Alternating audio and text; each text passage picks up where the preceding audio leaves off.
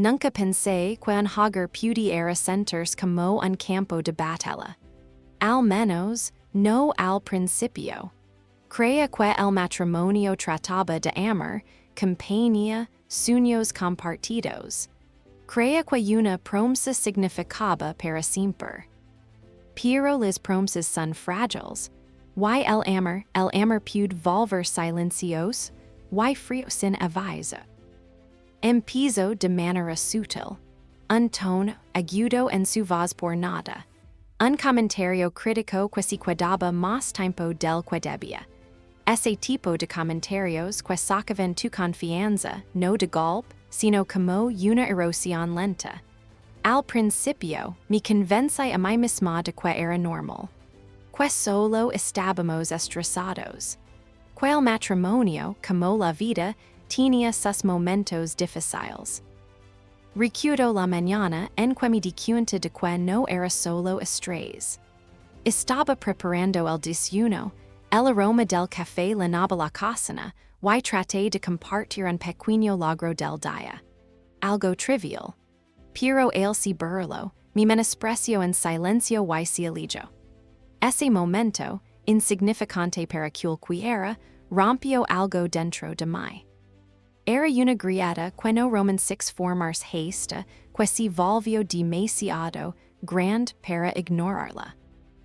Es difícil describir cómo se siente vivir en esa tensión. No son solo las palabras. Es el silencio, la frialdad, la imprevisibilidad.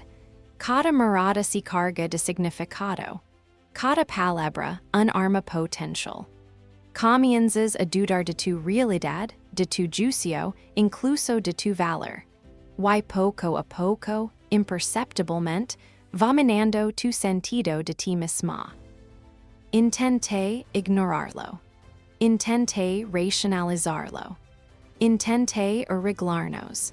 Me obligué a creer que el amor perduraría, que él volvería a ser la persona que pensé que había amado.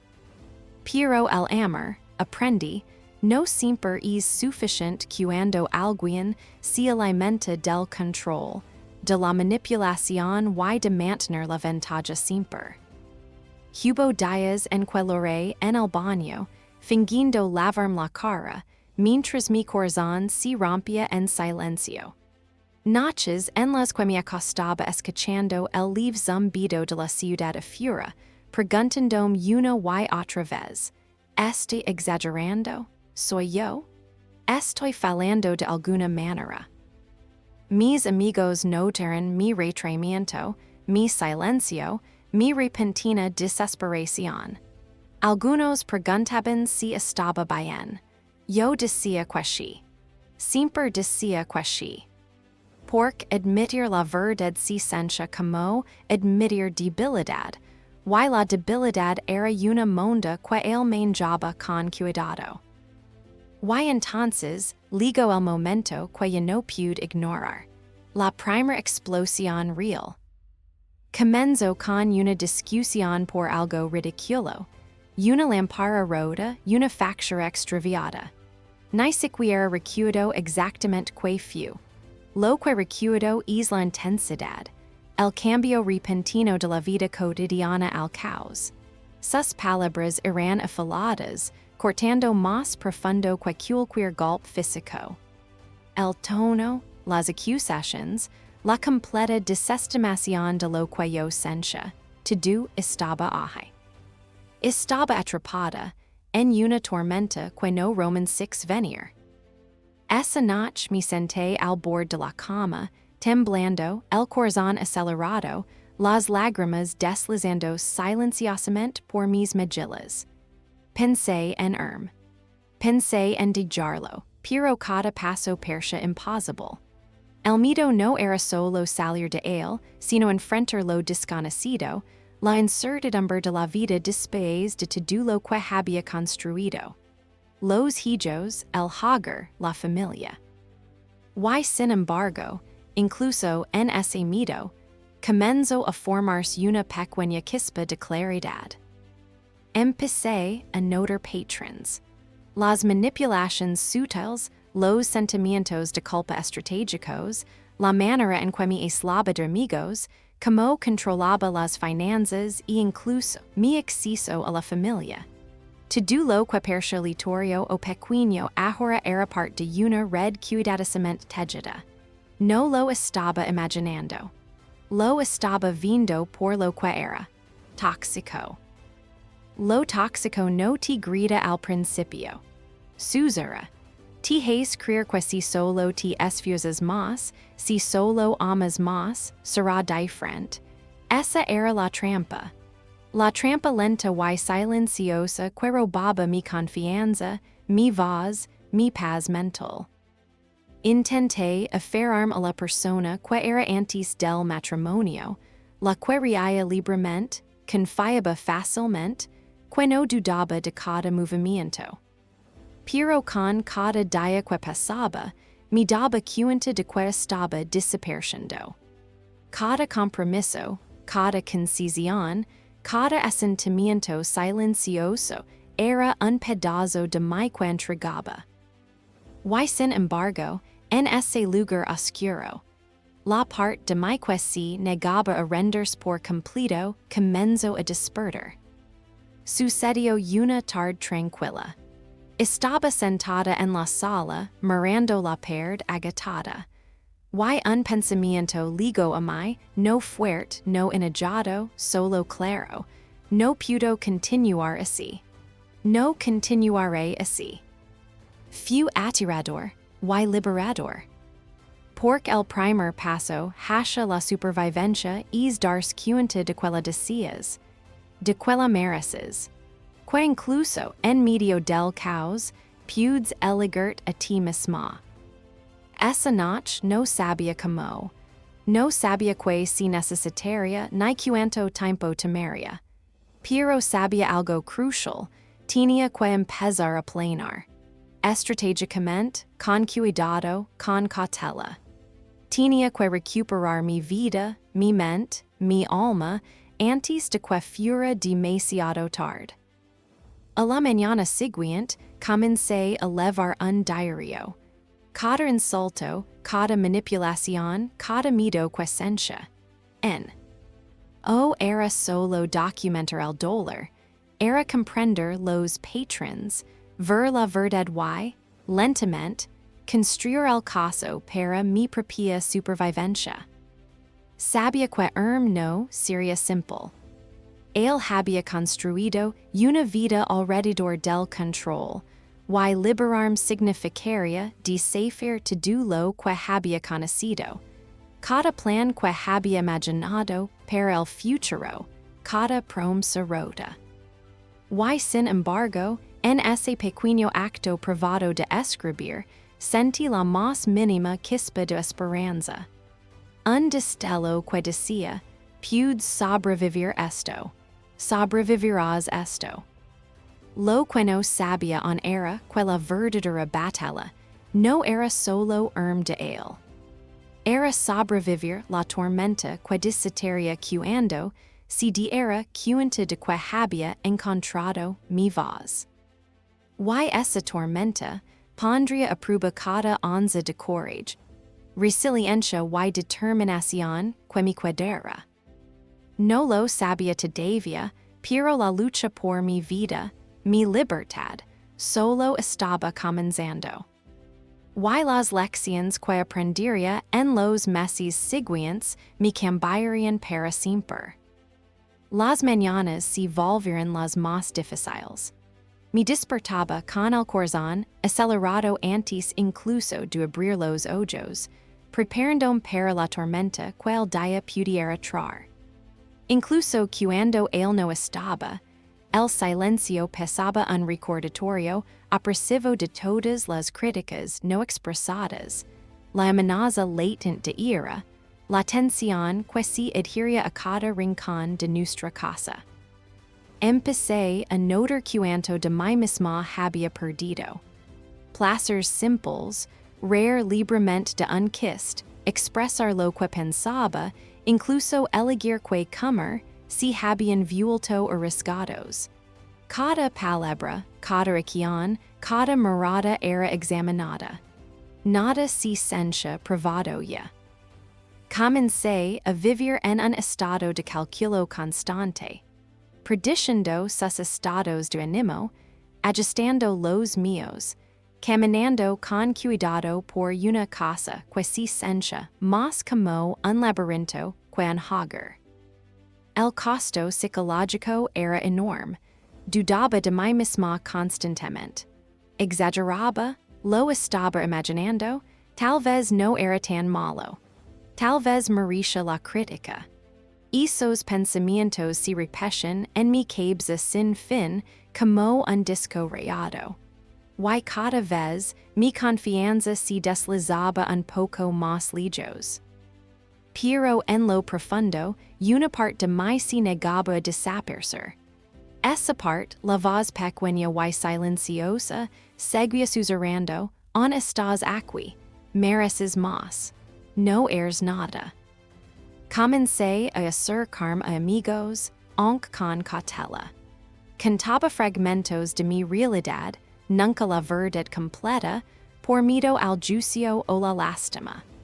Pero incluso esos fragmentos eran suficientes para recordarme que el mundo fuera de mi hogar seguía existiendo. Que había personas que todavía me veían, que todavía me valoraban. Fue durante una de esas pequeñas conversaciones que me di cuenta de cuánto había cambiado.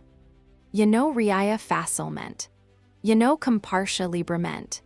Ya no creía que las cosas buenas pudieran durar. El peso de la crítica constante y la manipulación emocional sutil había creado a alguien que apenas reconocía. Y sin embargo, la conciencia era el primer paso. Reconocer la toxicidad, ver los patrones, nombrar el control, esas eran armas que podía usar para protegerme. Una tarde, después de otra discusión agitadora por algo trivial, me senté sola en la oscuridad. La casa estaba en silencio salvo por el leve zumbido del refrigerador. Mis manos temblaban mientras sostenía una taza de té, pensando en la vida que había imaginado cuando nos casamos. La vida llena de risas, amor, sueños. Y sentí un dolor tan profundo que me pesaba el pecho. Fue entonces cuando tomé mi primera decisión real, iba a sobrevivir, no pasivamente, no esperando que él cambiara ni que el matrimonio se reparara. Tomaría el control de mi vida. Cada pequeño paso contaba. Cada pedazo de mi que pudiera reclamar sería valioso. Comencé por lo pequeño, documentando incidents, anotando discusiones, manipulations, jugos emocionales. Sabía que algún día, esos registros serían cruciales, no solo para tener claridad, sino también como un salvavidas para recordarme la verdad cuando él intentara reescribir la realidad. También comencé a leer. Artículos, historias, guías sobre abuso emocional, relaciones tóxicas y estrategias de supervivencia. Algunas noches me quedaba despierta durante horas, aprendiendo, absorbiendo, planeando. No era escapismo, era preparación. Preparación para la confrontación que sabía que sería inevitable, preparación para la libertad que exigiría, preparación para recuperar la vida que casi había perdido. El control sutil que ejercía se extendía más allá del hogar. Notaba como me menospreciaba en reuniones sociales, como cuestionaba mis decisiones, como sembraba dudas sobre mis relaciones con amigos y familia. Era insidioso. Pero cuanto más observaba, más veía los patrones. Y cuanto más veía los patrones, más me daba cuenta. Sobrevivir requiere estrategia. El courage por sí solo no bastaría. Empecé a reforzar pequeños límites. Decir no cuando antes habría dicho sí. Insistir en la privacidad. Aferarm a los pedazos de mique on existion. Cada limite era una rebelión silenciosa, cada afirmación una recuperación del poder que inconscientemente te había entregado. Y entonces ligo el momento que lo cambió todo. El primer acto de manipulación abierto que casi me rompe por completo. Era un fin de semana y tenía planes con amigos. Una cena simple, nada extravagante. Pero cuando lo mencioné, su reacción fue explosiva. No ruidosa, no dramática, sino afilada, calculada. Las acusaciones. Que no me importaba, que era ingrata, que planeaba algo a sus espaldas. La culpa, el miedo, la intensidad de sus palabras me hicieron cuestionar mi propia cordura. Fui a la escena de todos modos, temblando por dentro. Reía cuando podía, hablaba con cuidado y mantenía el teléfono cerca. Cada notificación se sentía como un lazo de regreso a la tormenta en casa. Cada mensaje de él como un pequeño cuchillo retorciéndose en mi pecho.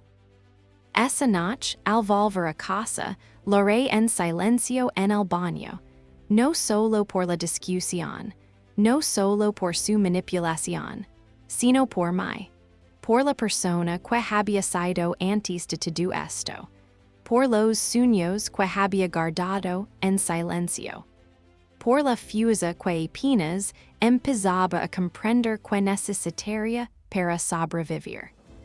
Pero en algún lugar de esa desesperación, sentí la chispa más mínima de resolución. Había sobrevivido días así antes. Podía sobrevivir noches así. Y un día sobreviviría al digerirlo. Digería el control, la manipulación, el miedo, y recuperaría la vida que me había estado esperando en silencio todo el tiempo. No sabía cuándo llegaría ese día, ni lo difícil que sería. Pero sabía esto, la lucha por mi libertad había comenzado. Y exigiría cada onza de courage que me quedara, y más. Los primeros actos de resistencia fueron silenciosos, casi imperceptibles. No los anuncié. No declaré la guerra. Simplemente empecé a recuperar partes de mí misma de maneras pequeñas, pero de una importancia inmensa. Comenzó por las mañanas. Me despertaba y me permitía quedarme bajo las cabellas, incluso cuando sabía que él franciría el ceño por mi pereza. Tomaba pequeñas decisiones, que comer, que ropa usar, que música escuchar, sin buscar aprobación ni temer críticas. Cada elección era una pequeña rebelión, cada afirmación un recordatorio. Existía más allá de su control. También me acerqué más intencionadamente a amigos y familiares. No por permiso, no por aprobación, sino por conexión. Por validación que no estuviera filtrada por su lente. Comencé a sentirme humana de nuevo en su presencia, escuchada, vista, recordada. Y poco a poco, me di cuenta de que el mundo que había creído perdido por él todavía existía. Solo lo había dejado desvancer. Pero la resistencia tenía consecuencias. Cuanto más me afirmaba, más empujaba él. Comentarios sutiles, miradas frías, acusaciones susurradas en la noche. Cada intento de recuperar mi independencia era recibido con manipulación, un recordatorio del control que ejercía. Comencé a documentarlo todo con mayor meticulosidad. Cada conversación, cada discusión, cada incidente de manipulación. Escribía fechas, horas, contexto, incluso mis emociones durante y después. Al principio parecía obsesivo, casi paranoico. Pero pronto entendí que esos registros se estaban convirtiendo en mis salvavidas. Me recordaban la realidad cuando él intentaba distorsionarla. Me recordaban mi fuerza cuando intentaba disminuirla. El verdadero punto de inflexión llegó durante una reunión familiar. Él comenzó con sus tácticas habituales, criticarme en voz baja frente a otros, torcer mis palabras, sembrar dudas en la mente de los presentes. Pero esta vez no flaqueé, no retrocedí, escaché, observé, anoté. Y cuando fui apropiado, corregí las tergiversaciones con calma, con claridad, sin ira. Vi la sorpresa en sus ojos, ese destello de incertidumbre. Y entonces me di cuenta de que la dinámica de poder estaba cambiando, lenta pero innegablemente. Él había cantado con mi silencio, con mi miedo, con mi conformidad, pero esos días estaban terminando. En casa comencé a establecer límites. Le dije lo que toleraría y lo que no. Creé espacios que eran míos, físicos y emocionales. A veces él reaccionaba, a veces estalaba, pero yo mantenía firme. Había aprendido algo crucial. El miedo que él ejercía había sido exagerado por mi propia incertidumbre. Cuando me mantenía firme, el poder que tenía sobre mí se debilitaba. Hubo noches en que lloré en secreto. Días en que dudé de mí misma. Pero también momentos de triunfo. La silenciosa desobediencia de mantener mi propio horario, el alivio de expresar mi opinión sin pedir disculpas, la sutil emoción de recuperar un pequeño pedazo de libertad. Y entonces ligó la independencia financiera. Siempre había dependido parcialmente de él, como muchas de nosotras en matrimonios largos. Pero empecé a ganar de maneras que él no podía controlar. Proyectos freelance, consultorias pequeñas, trabajos a medio tiempo que antes había ignorado. El dinero, comprendí, no era solo monda, era libertad. Y con él vino la confianza. Pero el momento más crucial, el que marcaría el curso de mi camino, fue cuando comprendí que no lo necesitaba para sobrevivir, ni emocionalmente, ni financieramente, ni socialmente. Podía construir una vida sin su presencia constante, sin su manipulación, sin el miedo que había dominado tantos años de mi vida. No fue instantáneo. Fue una conciencia silenciosa que iba despertando, como la primera luz antes del amanecer. Comencé a imaginar una vida en mis propios términos, una vida donde mi voz importara, donde mis decisiones fueran mías, donde mi felicidad no dependiera de la aprobación de alguien más. Y con esa comprensión vino el courage para planear. No de manera imprudente, no impulsiva, sino con precisión, cuidado y previsión. Empecé a investigar procesos legales, a comprender derechos, a documentar todo meticulosamente. Comencé a trazar una estrategia, no por venganza, sino por supervivencia, por liberación, por recuperar a la persona que casi había perdido. El camino seguía siendo aterrador. Cada paso adelante se sentía como caminar por la cuida floja sobre la incertidumbre.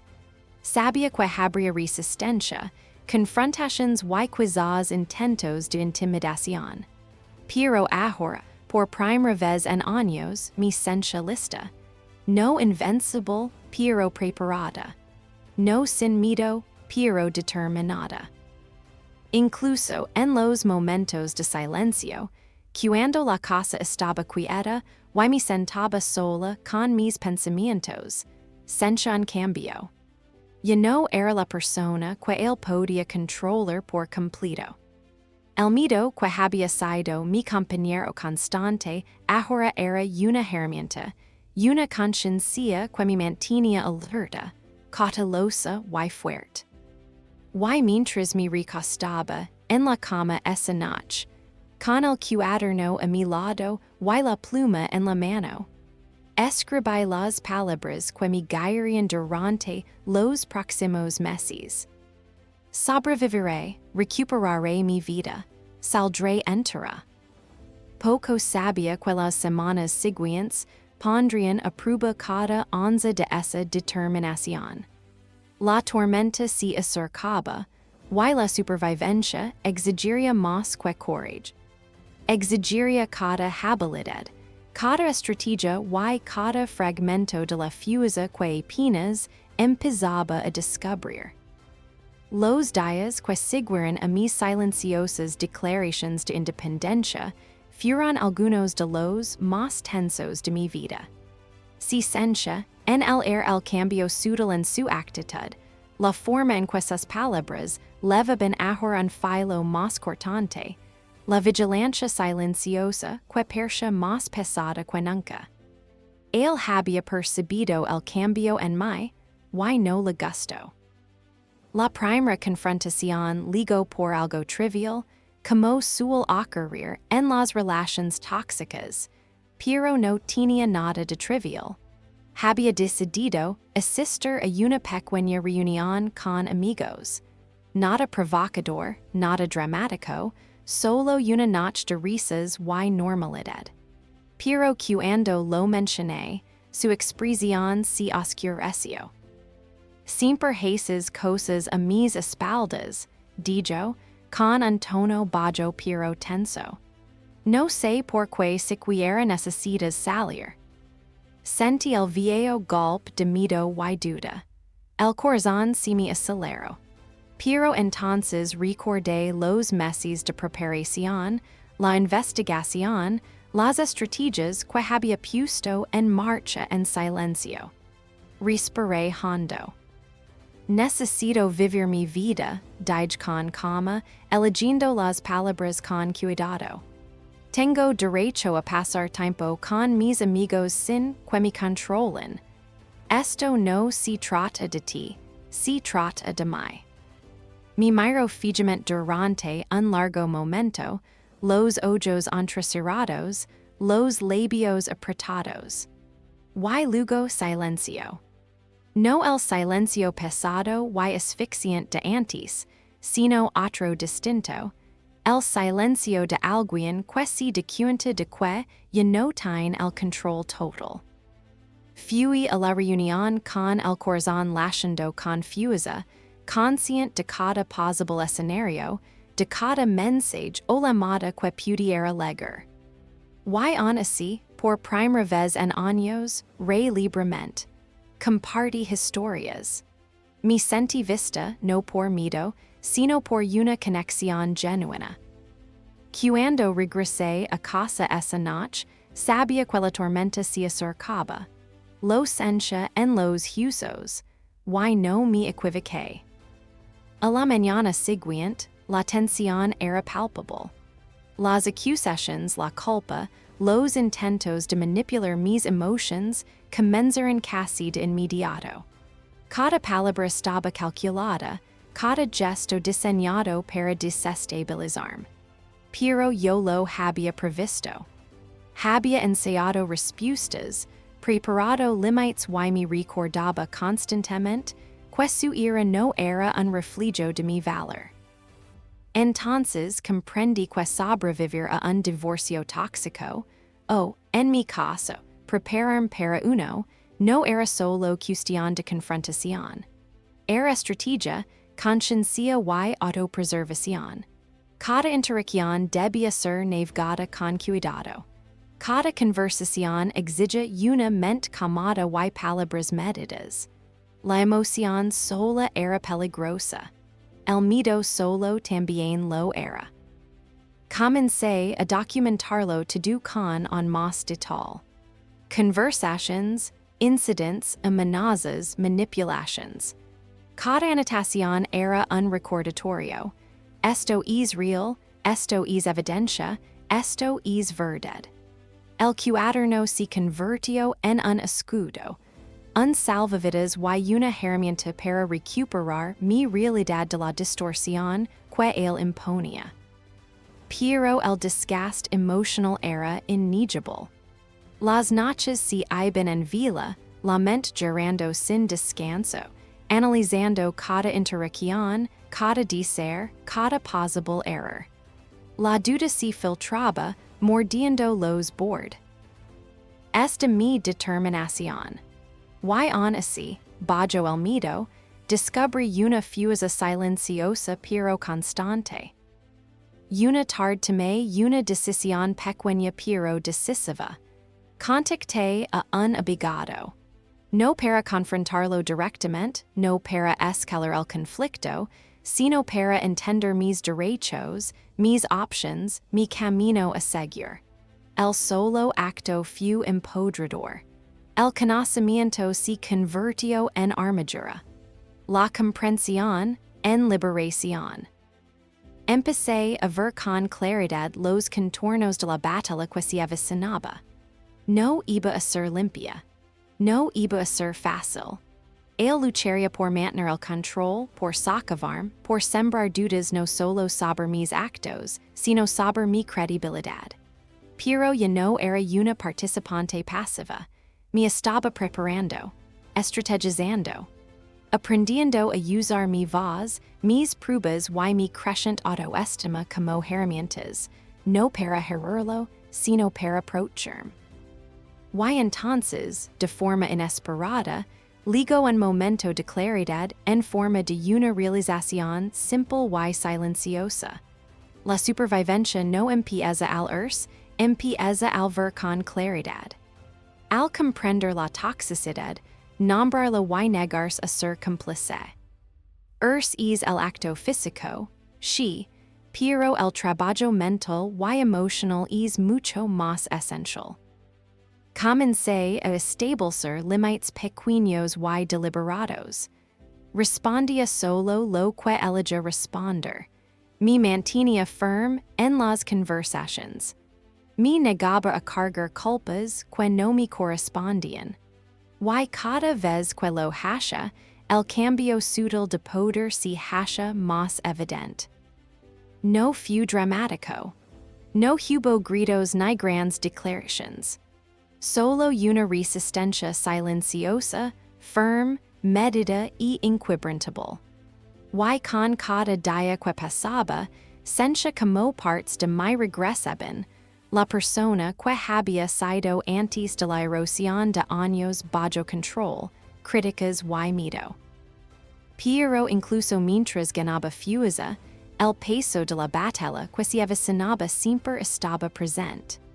Sabía que, legado el momento de desataría toda la fuerza de su resistencia. La verdadera tormenta no había legado, y debía prepararme, no solo para la confrontación, sino para la guerra emocional que pondría a prueba cada límite, cada gota de paciencia y cada fragmento de courage que había cultivado. Todavía no sabía cuándo llegaría al punto de quiebre, ni con violenta sería la tormenta de ira, culpa y manipulación. Pero una cosa era segura. Había comenzado a recuperar mi poder, y él ya no podía arrebatármelo, al menos, no sin enfrentar una lucha para la que, por fin, estaba preparada. El primer paso real hacia la libertad fue aterrador. No porque fuera complicado, sino porque era definitivo.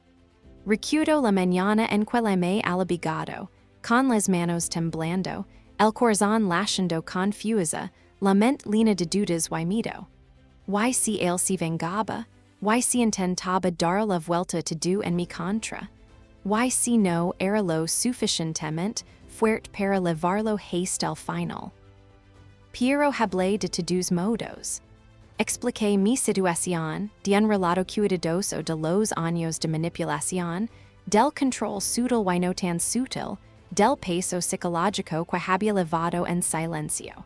Y mientras hablaba, sucedió algo extraño, me sentí más libre. Las palabras que había contenido durante tanto tiempo, vergüenza, miedo, ira, confusión, comenzaron a tomar forma fuera de mí. Se convirtieron en algo tangible, algo aquinnable, algo que podía usar para reclamar mi vida. El abogado estaba calmado pero firme. Me explicó mis derechos, los procedimientos y las realidades a las que me enfrentaría. Los papeles, las audiencias, los posibles conflictos. Cada paso sonaba abrumador. Cada palabra era un recordatorio de que el camino por delante no sería fácil. Y, sin embargo, había claridad. El conocimiento es poder, y por primera vez en años, sentí que tenía algo de control. Comencé a preparar meticulosamente. Carpetas, documentos, registros detalhados de cada incidente relevante. Cada mensaje, cada correo electrónico, cada discusión, organizados cuidadosamente, cronológicamente. Esto no era solo preparación, era armadura. Armadura contra un mundo que había intentado hacerme dudar de mí misma, de mi memoria y de mi valor. Al mismo tiempo, la lucha emocional se intensificó. Comencé a notar cómo los viejos patrones volvían a mi mente, la autocrítica, el miedo, los susurros de insuficiencia. La consecuente se sentía como una jaula todavía levaba ecos de su control. A veces me sentaba en silencio, mirando las paredes, preguntándome si sería lo suficientemente fuerte, si podría sobrevivir lo que se avecinaba. Y aún así, incluso en los momentos más oscuros, permanecía una chispa. Una voz silenciosa y obstinada que decía, has sobrevivido hasta aquí. Puedes sobrevivir lo que viene. La primera confrontación directa ocurrió una tarde.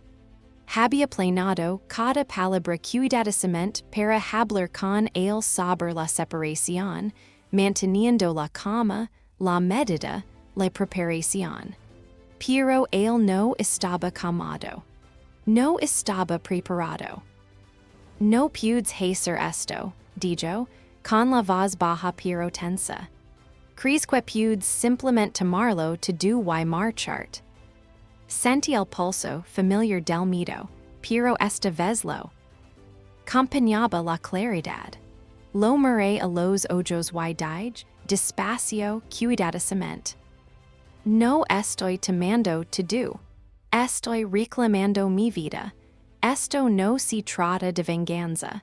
Se trata de sobrevivir, de volver a ser completa. Lo observé entonces, incertidumbre. Una grieta donde antes existía control absoluto. Las semanas siguientes fueron un delicado baile. Cada conversación, cada encuentro, requería estrategia, observación y contención. Podía sentir sus intentos de desestabilizarme, manipularme, intimidarme, pero yo no respondía por miedo.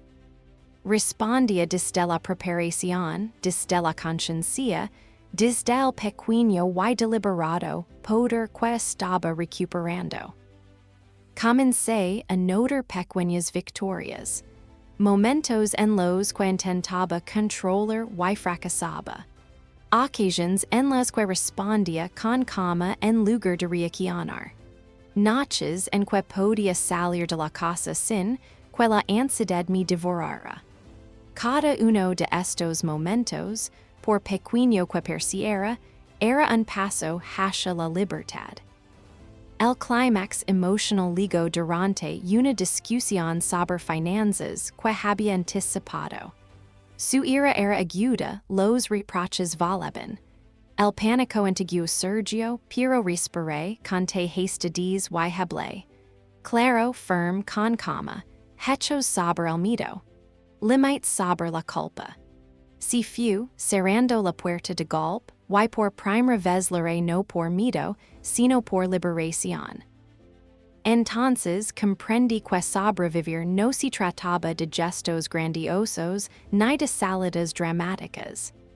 Era silencioso, persistent, consistent, reclamando espacio, voz y autonomía, demostrando, saber to do a mí misma, que podía existir más allá de su control, manipulación y toxicidad.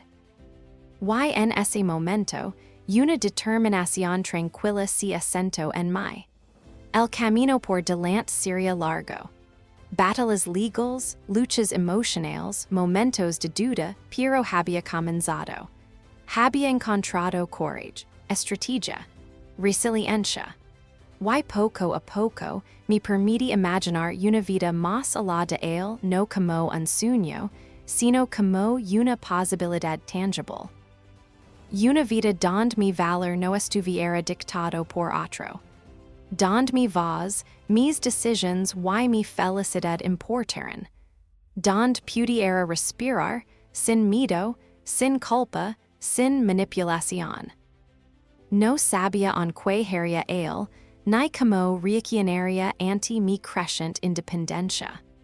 Pero algo era seguro. Y no era la persona que podía controlar completamente.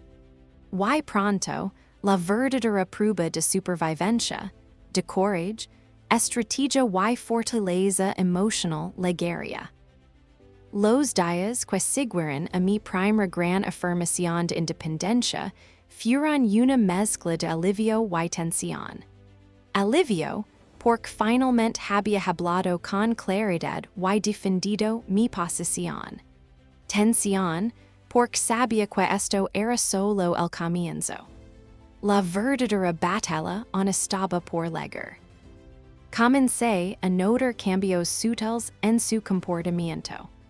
La ira que antes se incendia como un incendio forestal ahora estaba más controlada, pero era más precisa y punzante. Ya no se trataba de discusiones explosivas. Se trataba de socavarme de manera silenciosa, insidiosa, de formas diseñadas para hacerme cuestionar cada uno de mis pasos. Una tarde, empiezo a criticar mi trabajo, mis amigos, incluso a mi familia. Sus palabras no eran altas, pero tenían un filo que me tensaba el estómago. Sentí la urgencia familiar de disculparme, de encogerme, de apaciguarlo. Pero no lo hice. Recordé los meses de preparación, las pequeñas victorias que ya había conseguido. Respiré profundo y respondí con calma. Pudes pensar lo que quieras, dije en voz baja, pero mis decisiones son mías, y no permitiré que las controles. Me miro con incredulidad fugaz en el rostro.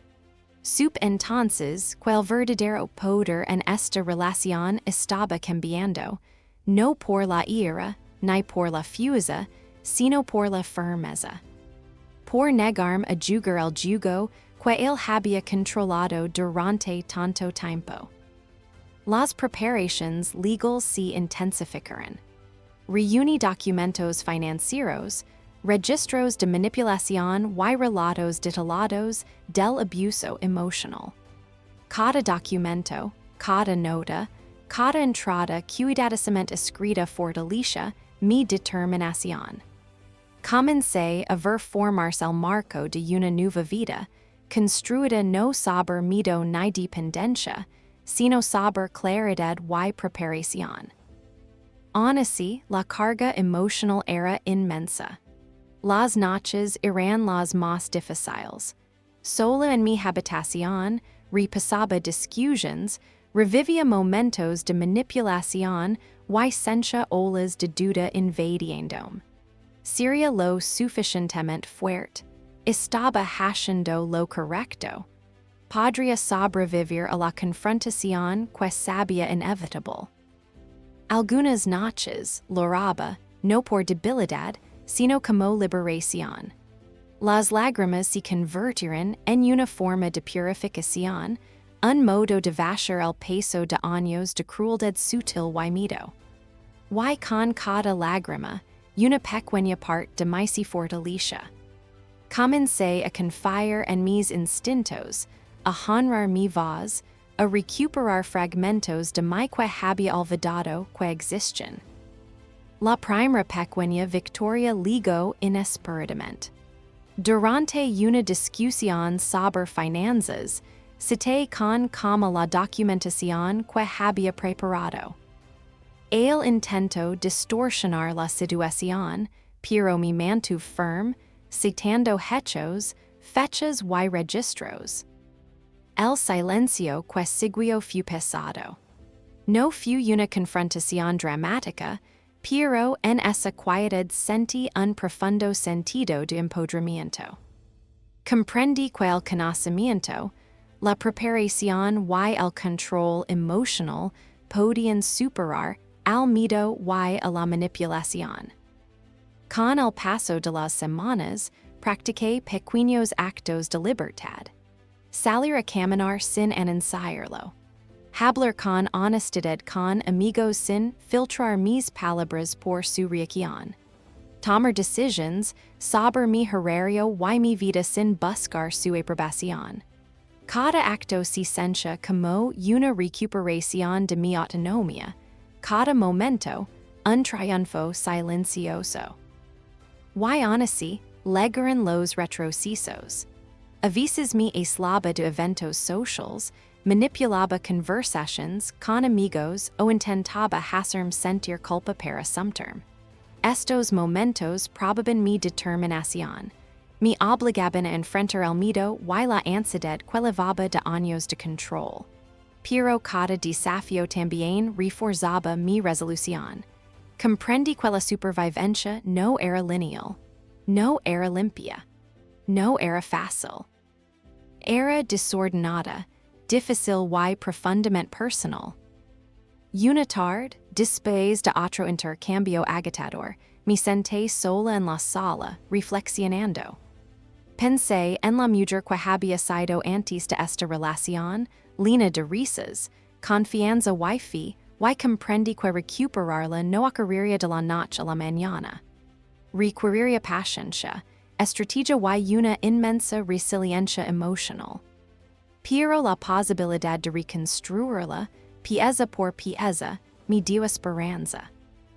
Comencé a imaginar una vida más allá de esta toxicidad. Una vida donde mis decisions, mi felicidad y mi voz fueran solo mías. Una vida donde pudiera amar libremente, sin miedo a la manipulación ni al control. Una vida donde las cicatrices del pasado me recordaran no la debilidad, sino la supervivencia y el crecimiento. Y en ese momento de reflexión, una realización se cristalizó.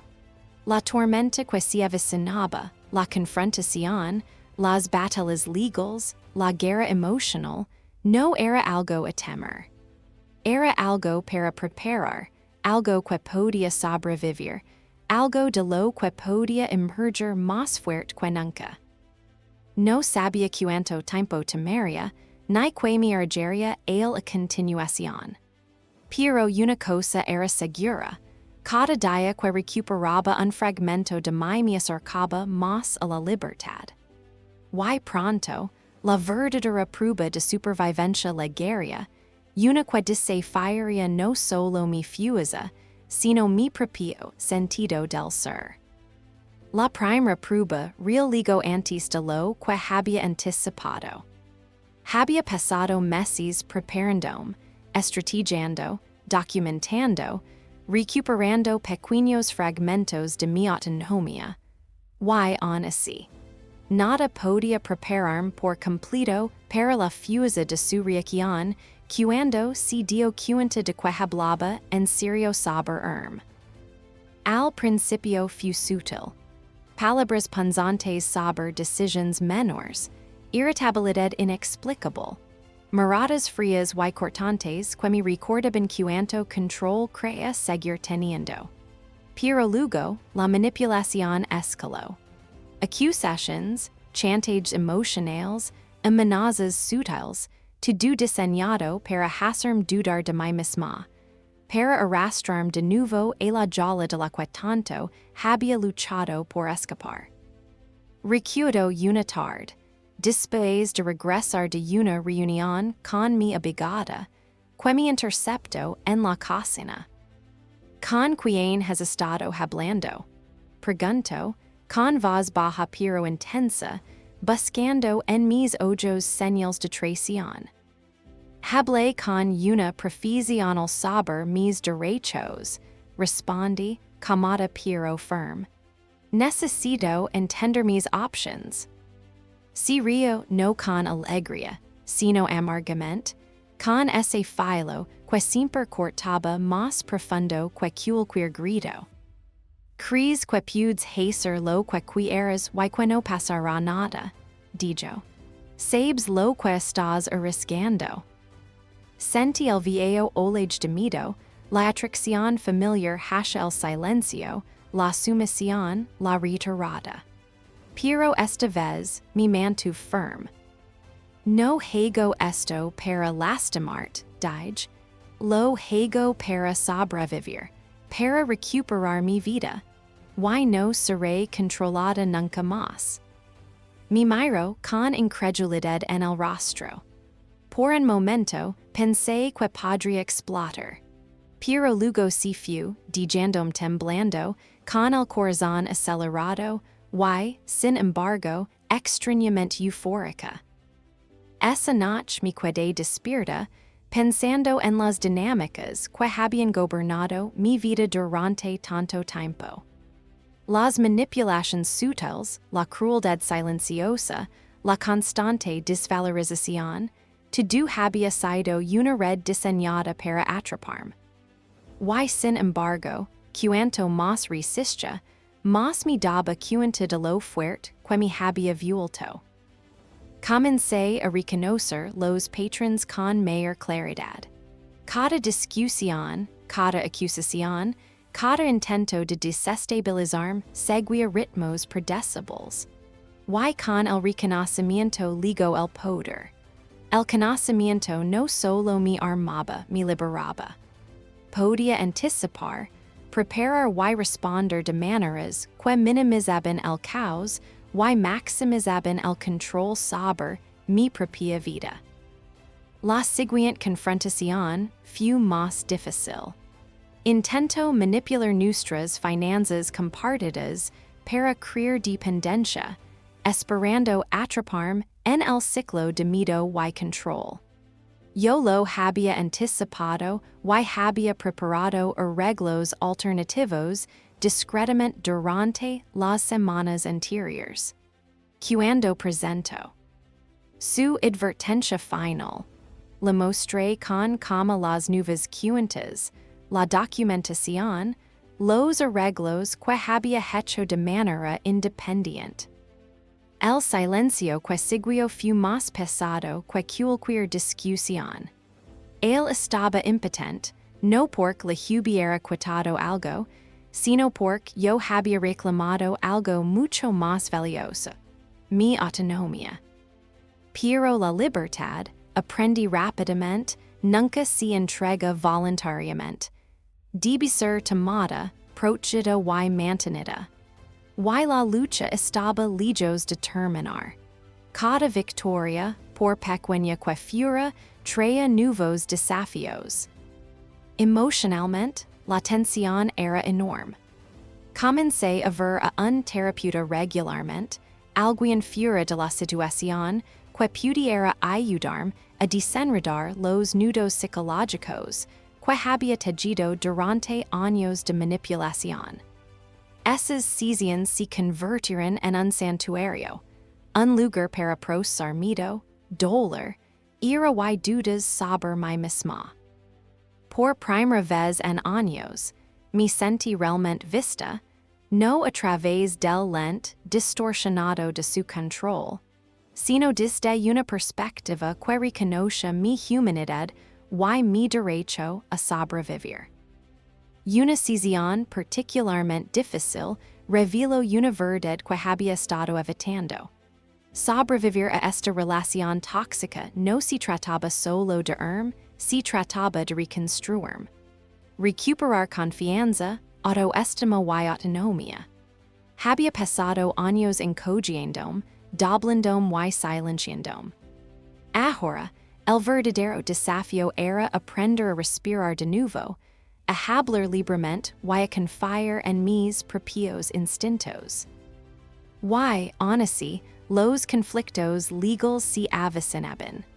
Solicitar la separación significaba exponer años de manipulación y control al escrutinio, titulando cada acto sutil de abuso emocional que había erosionado mi sentido de mí misma.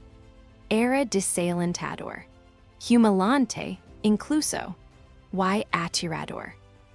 Pero me recordaba constantemente, esto no se trataba de venganza. No se trataba de demostrar que él estaba equivocado. Se trataba de supervivencia, de vida más allá del miedo. De crear una base para mí misma que fuera inquebrantable, sin importar sus reacciones. Luego el punto emocional de inflexión.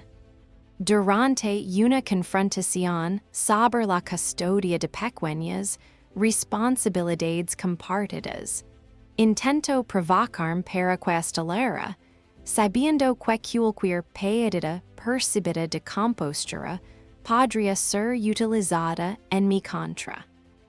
Pero me mantuve calma. Hablé despacio, deliberadamente y con claridad. Me negué a dar la reacción que buscaba. Y en esa negativa, comprendí algo profundo. El poder del que él había dependido durante tanto tiempo no era inherente existía solo porque yo se lo había permitido. La realización fue liberadora y aterradora, porque significaba que todo lo que había soportado, la duda, el miedo, la ansiedad, había sido amplificado por mi propia incertidumbre. Mi supervivencia dependía de dominar no solo la batalla externa, sino también la interna. Esa noche me senté sola, con el diario en la mano, escribiendo cada lección, cada insight, cada estrategia que me había llevado hasta aquí. Escribí sobre miedo, ira y dolor, pero también sobre resiliencia, courage y determinación. Escribí no solo para registrar eventos, sino para reclamar mi narrativa. Para asegurarme de que nadie, ni siquiera él, pudiera definir mi historia nunca más. Todavía no sabía hasta donde llegaría, ni qué extremos alcanzaría para mantener el control. Pero una cosa era cierta. La próxima confrontación pondría a prueba cada onza de mi preparación, cada lección que había aprendido y cada fragmento de fusa que había reclamado. Y por primera vez, me sentí lista no solo para sobrevivir, sino para triunfar. Las semanas que siguieron fueron de las más agitadoras de mi vida. Había iniciado el proceso legal y cada día traía un nuevo desafío. Una llamada telefónica, un documento por revisar, un intento de manipulación o intimidación. El peso de todo era aplastante a veces, pero había aprendido a cargarlo de otra manera, con propósito y estrategia en lugar de miedo. Una mañana recibí una llamada de mi abogada. Había revisado toda la documentación que había recopilado, registros de manipulación emocional, control financiero y abuso psicológico. Me miró con calma y intensidad. Has construido un caso sólido, dijo. Si continúas con cuidado, puedes proteger a ti misma y a tus intereses. Sentí una mezcla de alivio y determinación. Alivio porque tenía pruebas, y determinación porque sabía que el verdadero desafío no era reunir documentos. Era sobrevivir la tormenta que, inevitavelmente vendría cuando el se era cuenta de lo preparada que estaba realmente. En casa, sus tácticas se intensificaron. Intento desafiar mi independencia de maneras sutiles y frustrantes. Cuestionando mis movimientos, insinuando dudas sobre mi cordura, torciendo el más pequeño comentario como evidencia de inestabilidad. Pero había aprendido a responder de manera diferente. Me mantuve calmada, neutral y objetiva. Me negué a dar la reacción que buscaba. Era un trabajo agitador. Cada interacción requería vigilancia, paciencia y control. Cada palabra debía medirse. Cada gesto observarse en busca de posibles trampas. Pero con cada victoria, cada vez que mantenía la compostura, recuperaba un fragmento de mí misma. También fortalecía mi red de apoyo. Amigos y familiares se convirtieron en mis anclas, ofreciendo perspectiva, ánimo y estabilidad emocional. Me apoyaba en ellos cuando el peso de la manipulación amenazaba con quebrarme, y a su vez, aprendí a confiar nuevamente en mí misma a través de sus ojos. Una tarde, un encuentro particularmente tenso puso todo en foco. Intento confrontarme sobre una decisión financiera que había tomado de manera independiente. Su tono era bajo, casi amenazante. ¿Crees que puedes tomar decisiones sin mí? Dijo. Sí, respondí con calma, porque soy capaz, porque merezco tomar mis propias decisiones. Su incredulidad era palpable. La dinámica de poder estaba cambiando. Podía sentirlo en la habitación, la tensión sutil, el reconocimiento silencioso de que yo no era la persona que podía controlar. Y en ese momento, una tranquila sensación de triunfo surgió dentro de mí. Pero el viaje no era solo sobre batallas externas. La lucha interna permanecía. Todavía sentía los ecos de la duda, el miedo que se filtraba, la ansiedad persistente de años de manipulación. Algunas noches me quedaba despierta repasando conversaciones, analizando cada matiz, cada tono, cada posibilidad. Era agitador. Y aún así, sabía que esta reflexión era necesaria. No era debilidad, era preparación. También comencé a visualizar la vida más allá de esta tormenta. No como un sueño, sino como un objetivo tangible. Una vida donde pudiera despertar sin miedo, hablar sin vacilación, tomar decisiones sin culpa y vivir sin manipulación. Esa visión se convirtió en mi ancla durante los momentos más difíciles. Un día, ligo una pequeña pero poderosa victoria. Había organizado una cuenta financiera completamente bajo mi control. No era extravagante, solo lo suficiente para afirmar independencia y seguridad, pero simbolizaba algo mucho más grande, autonomía. La expresión en su rostro, cuando se dio cuenta de que lo había hecho de manera silenciosa, deliberada y sin confrontación, fue inolvidable. Comencé a notar patrons en sus intentos de recuperar el control. Cada discusión, cada acusación, cada manipulación sutil seguía ritmos predecibles. Y con el reconocimiento ligo el poder. El conocimiento no solo me armaba me liberaba. Podía anticipar, preparar y responder de maneras que minimizaban el caos y maximizaban el control sobre mi propia vida. Incluso con estas pequeñas victorias, la tensión emocional era innegable. Algunas noches, las lágrimas llegaban sin previo aviso. No por miedo, sino por la liberación de años de ansiedad, dolor y frustración acumulada.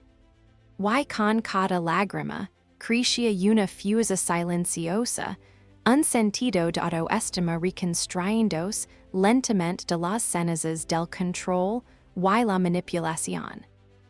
El punto de inflexión llegó durante una confrontación particularmente tensa.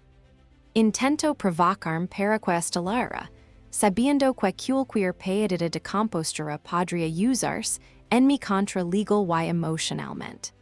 Sentí el viejo olage de pánico, pero esta vez me concentré en la respiración, en mantenerme centrada y clara. Respondí con calma, con hechos y sin emoción.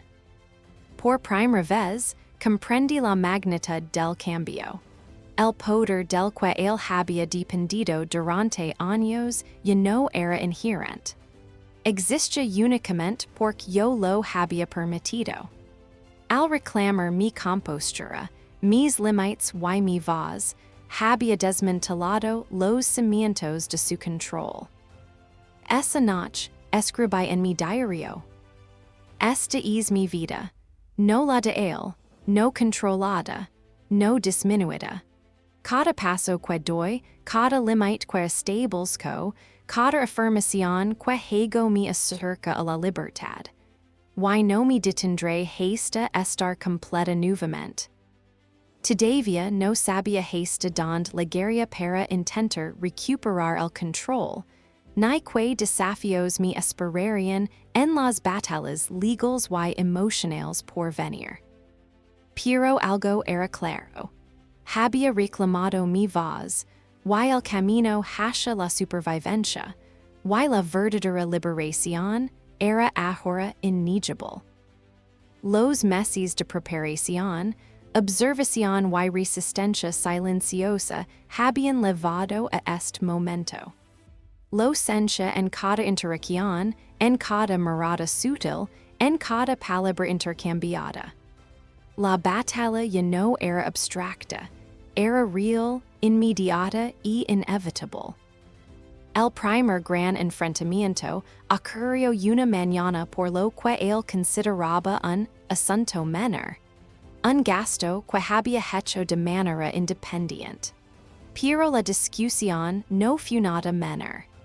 Era una prueba, una forma de tantear mi determinación, de ver si cedería bajo presión. No pienses en las consecuencias, dijo con brusquedad. Actúas sin consultarme. ¿Acaso entiendes lo que estás arriesgando? Sentí el viejo miedo ascender, ese nudo familiar en el estómago. Pero recordé los meses de preparación, las pequeñas victorias, la planificación cuidadosa y las estrategias que había ensayado en silencio una y otra vez. Respiré hondo. Sí entiendo, respondí, manteniendo la voz calmada y deliberada. Y entiendo que esto se trata de mi vida, de mis decisiones y de mi derecho a controlar mi propio futuro. Esto no es desafío, es supervivencia. La incredulidad en su rostro era palpable. Durante años había dependido de mi miedo, mi duda, mi sumisión. Y ahora, por primera vez, me negaba a interpretar el papel que él había escrito. El enfrentamiento escaló como esperaba. Acusaciones, manipulaciones, intentos de provocarme para que perdiera la calma. Pero me mantuve firme, anclada en los hechos, la documentación y la certeza de mi propia fuerza. Cada palabra que pronunciaba era una afirmación silenciosa de autonomía, cada pausa una negativa a en el caos que él buscaba.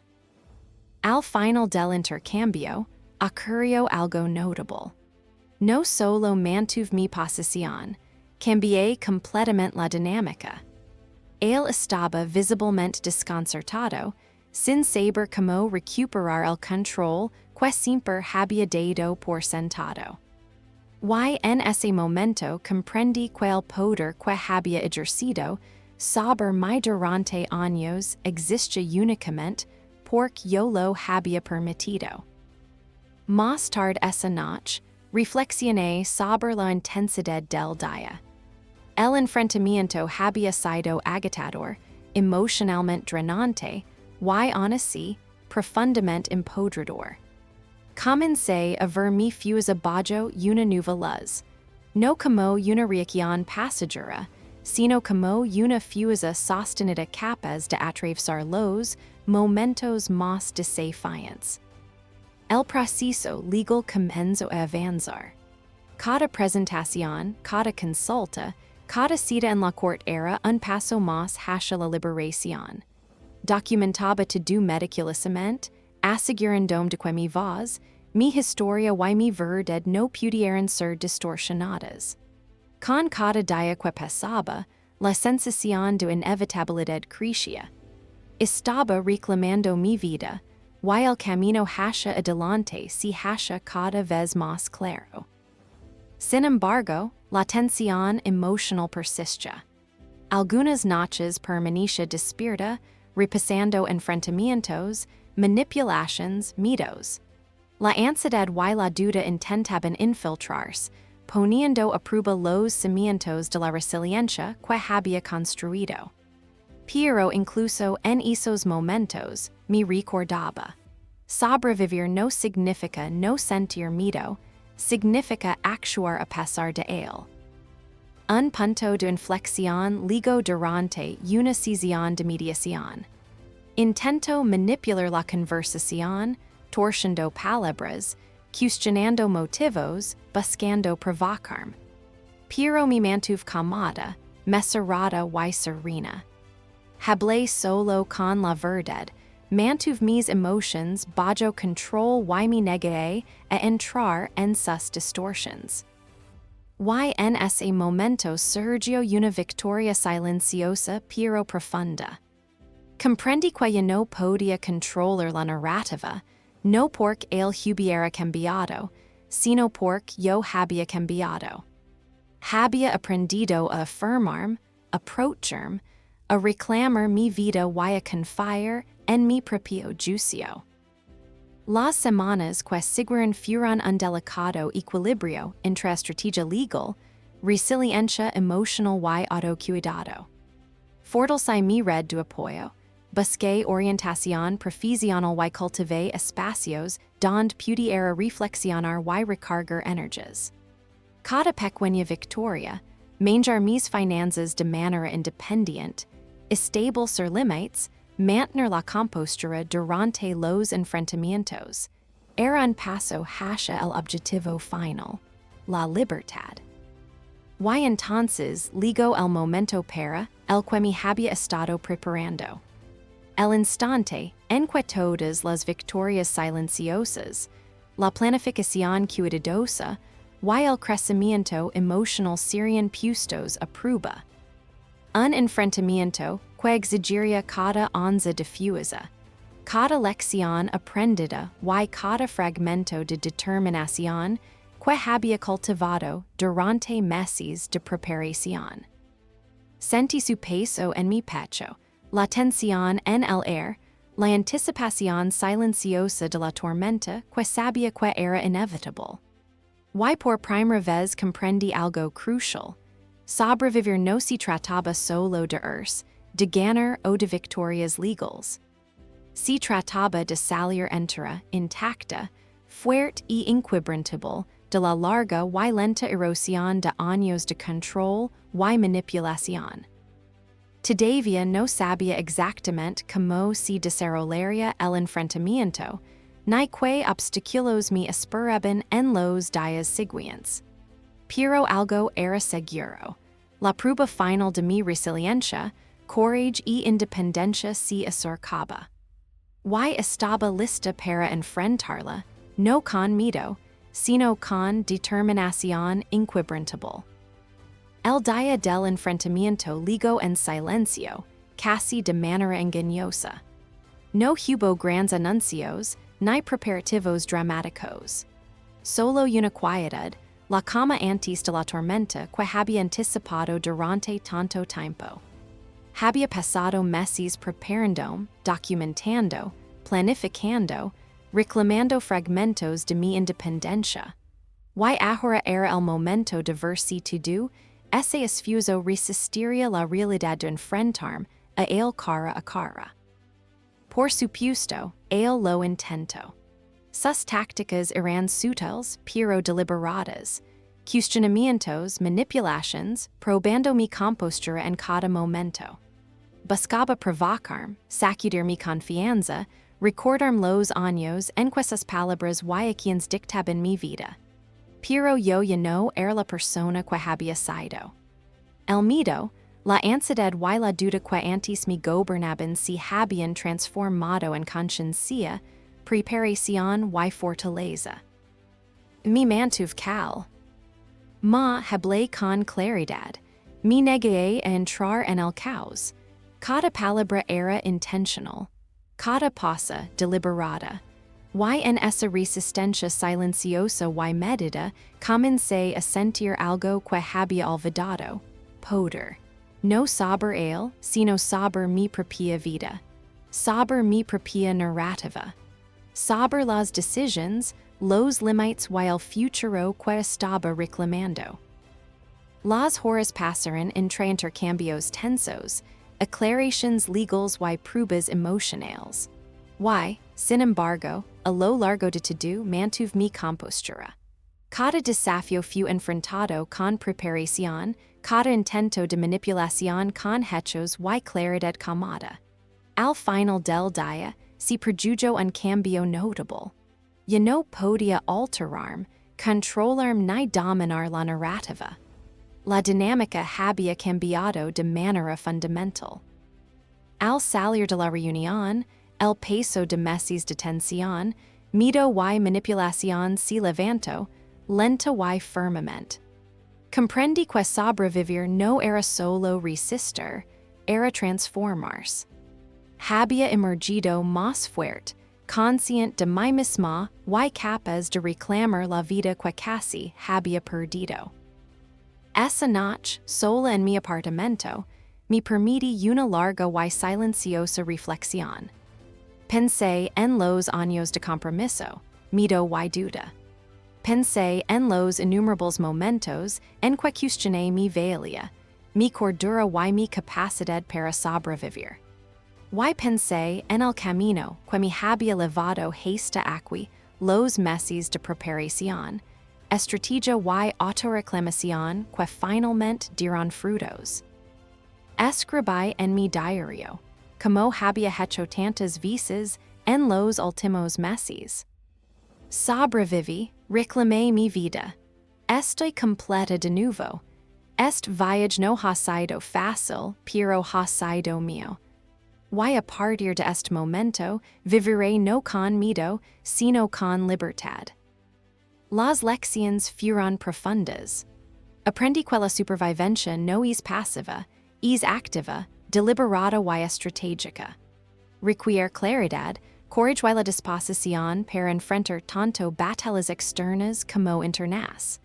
Aprendí que el miedo no es debilidad, es información, una guía para prepararse y actuar. Aprendí que la liberación no es solo un acto físico, es un reclamo emotional y psicológico de la propia narrativa. Y aún así, incluso en el triunfo silencioso, sabía que el viaje no había terminado realmente. Sanar, reconstruirse y redescubrirse leva tiempo. Aún habría momentos de duda, reflexión y temor ocasional. Pero ahora, por primera vez, enfrentaba el futuro con agencia, claridad y la certeza de que podía sobrevivir, y prosperar a pesar de los desafíos que quedaban. Finalmente comprendí que la relación tóxica, la manipulación, el miedo, me habían moldado, pero no me definían. Las decisiones que había tomado, el courage que había reunido y la fuerza que había cultivado definirían los próximos capítulos de mi vida. Y en esa reflexión silenciosa, una profunda paz se asentó sobre mí. Ya no era víctima de las circunstancias. Era una sobreviviente, una estratega y, saber to do, una mujer que se había reclamado a sí misma. El viaje había sido largo, las batallas difíciles y las apuestas altas. Pero había emergido con algo mucho más valioso que la victoria sobre otra persona. Había emergido completa, empoderada y libre. La vida después de sobrevivir un divorcio tóxico no es perfecta. Todavía hay momentos de duda, ecos de miedo y recuerdos de dolor. Pero cada día es un testimonio de resiliencia, courage y del poder de reclamar la propia vida. Y la lección más importante es esta: sobrevivir es posible. La liberación es posible. Y al reclamarte a ti misma, encuentras no solo libertad, sino la fuerza para prosperar más allá de las sombras del miedo y la manipulación.